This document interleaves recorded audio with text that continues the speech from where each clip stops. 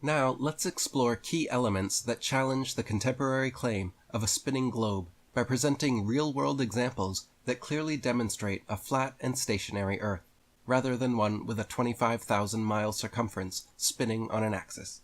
Let's recognize the universally accepted method for calculating the line-of-sight distance to an object before it disappears over the horizon due to the Earth's alleged curvature, based on one of Pythagoras' theorems. The upcoming real-world Earth curvature calculations we will be performing can be calculated using the online tool here. Applying our Earth curvature formula to the following examples, we will check whether the outcomes we anticipate align with observations one would expect if the Earth is indeed a globe of the reported dimensions. This formula is officially used and endorsed by NASA and the scientific community.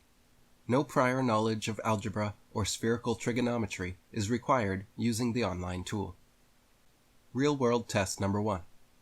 From the vantage point of Apple Pie Hill in the New Jersey Pine Barrens, 40 miles distant, the Philadelphia skyline can be seen in its entirety. Taking into account the 211-foot elevation of an observer from Apple Pie Hill, calculations of the Earth's curvature posit that the skyline should be obscured and not visible by 329 feet below the horizon. However, contrary to the expected calculations, the skyline is in full view. Real-world test number 2. From Bear Mountain in Harriman State Park, situated 60 miles away, one can easily see the New York City skyline. According to the curvature of an Earth with an 8,000-mile diameter, the skyline should be hidden from view by 174 feet of curvature when observed from Bear Mountain's summit, which stands at 1,283 feet. Despite this, the skyline is fully visible. Real-world test number 3. On days with clear visibility, it is possible to see the complete Chicago skyline down to street level from Grand Mere State Park across Lake Michigan, a distance of 59 miles. According to standard Earth curvature calculations, this view should be entirely obstructed by 2,091 feet of Earth's curvature. Real-world test number 4.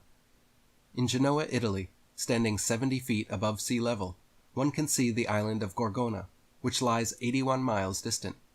Under the expected calculations, this island would be obscured entirely from view by 3,338 feet. Scientific attempts to debunk these findings often cite atmospheric refraction as a factor influencing observational outcomes in our previous examples. However, the impact of atmospheric refraction on visibility calculations is quite minimal, typically amounting to only a few % of difference. This slight variance is far insufficient to overturn our conclusions supporting a flat Earth model, in exchange for adopting a spherical Earth model.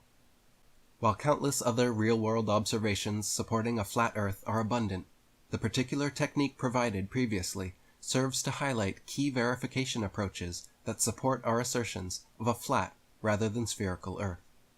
Guglielmo Marconi's historic radio test transmission occurred on September 22, 1930. The Italian inventor successfully sent a wireless signal from Poldhu, Cornwall, in the United Kingdom, to Sydney, Australia, marking a significant milestone in the history of radio communications and demonstrating the feasibility of transmitting radio signals across vast distances. During the test, Marconi employed high-power radio equipment and sophisticated antenna systems to span approximately 12,000 miles. The reception of these signals underscored the potential of wireless technology to connect disparate locations worldwide.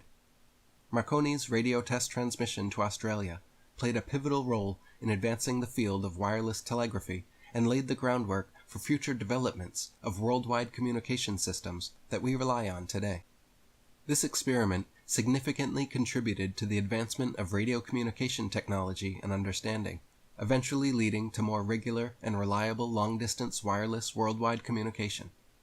Using the official Earth curve calculator, the calculation determined that, based on a spherical Earth model, the receiving antenna in Australia would have to be approximately 7,893 miles below the horizon.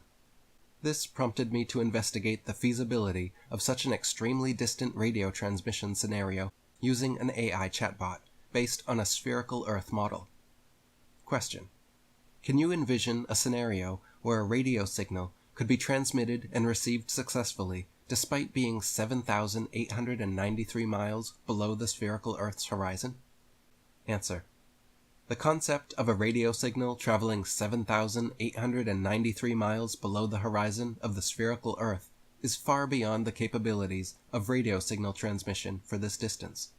The curvature of the Earth poses a physical limitation on the direct line of sight for radio signals. As the Earth curves, objects or signals beyond the horizon are not visible or receivable due to the obstructed view.